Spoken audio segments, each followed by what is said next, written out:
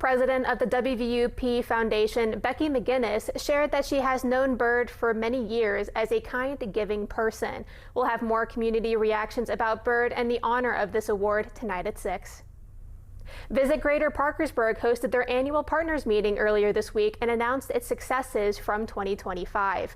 According to the annual report, over 9,300 guests have visited the Welcome Center in 2025, which is a 14% increase from the year prior. The Welcome Center also saw some upgrades thanks to a grant from the McDonough Foundation to connect the parking lot to the gardens. Office manager for Visit Greater Parkersburg, Henthorn, says Visit Greater Parkersburg will be looking forward to installing a new event tent in the back parking lot in 2026.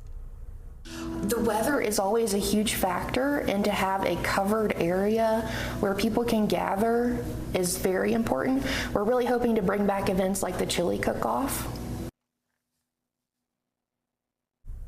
Henthorn adds, with the West Virginia Motor Speedway now back for the new year, overnight visitors could potentially increase for Parkersburg.